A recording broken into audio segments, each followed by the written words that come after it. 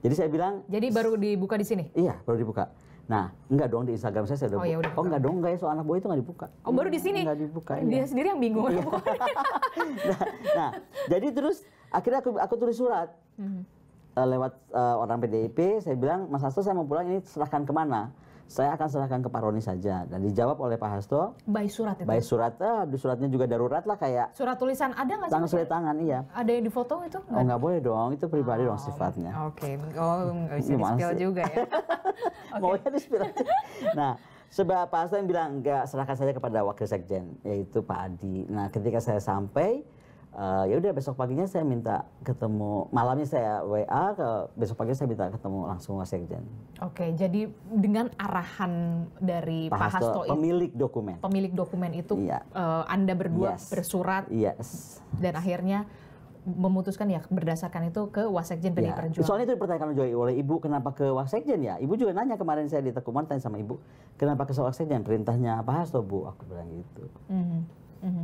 Dan diberikanlah itu dengan di video, ada surat juga nggak atau gimana? Enggak, semua ya, semua yang dinotariatkan, kemudian surat perjanjiannya, kemudian dokumen-dokumennya dan flash disknya.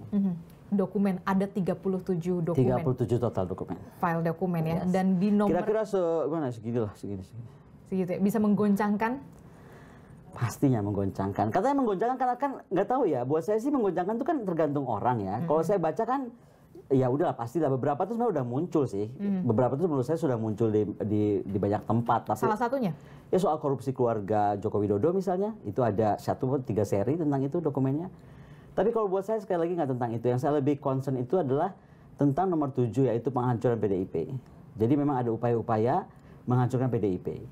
Dan itu mungkin yang menggerakkan saya untuk, udahlah, aku kembalikan ke partai. Dan tolonglah PDIP berbuat sesuatu. Karena PDIP ini kan menjadi partai yang menurut saya menarik. Ya, dia partai kuat, dia penyeimbang, kalaupun nggak mau disebut oposisi. Jadi partai seperti ini nggak boleh hilang. Namanya boleh hari ini PDIP, besok siapa gitu. Tapi partai penyeimbang itu nggak boleh hilang. Kalau negara itu mau berjalan on the right track. Makanya itu saya pikir oke, kalau gitu aku harus kembalikan agar harapan saya kan pasti lebih mudah dari PDIP bertanya langsung kepada Pak Hasto. Ini kita meledakkanlah hari ini atau besok atau lusa, instead of aku sebagai teman gitu. Yang kedua juga yang membuat aku menjadi kepikiran gitu ya, oh ternyata politik begini banget, itu file nomor 16 terkait Kapolri. Nah baru saya mau tanyain itu, file nomor 16 soal Kapolri. Nah ini yang saya mesti luruskan karena kan di sini ini adalah ajang untuk mengklarifikasi nih. Nggak klarifikasi, nggak perlu ada klarifikasi apa-apa. Karena nggak ada yang nanya aja, saya kan cuma bilang ada file apa yang supaya terang benderang. Nah, terang benderang. Clear. Nggak ada yang perlu diklarifikasi.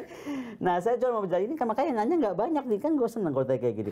Jadi itu adalah file tentang pergantian Kapolri. Pergantian Kapolri. Jadi ternyata Kapolri untuk niat-niat pergantian Kapolri itu ternyata sudah sangat berjalan secara high politik gitu. Nah, dokumen itu menyatakan tentang itu. Gitu, dan itu yang buat saya deg-degan, oh ternyata gila. Ada apa masalahnya dengan ya nggak boleh diomongin dong, nanti gue ditangkap. Jadi ditangkap Pak Roni setelah pensi. Jadi pokoknya intinya tentang pergantian Kapolri, bukan Kapolri ada apa-apa nih. By the way Pak Kapolri, tenang-tenang aja Pak Kapolri, it's nothing really special. Tapi ternyata ada pergerakan politik, high politik untuk pergantian Kapolri. Gitu.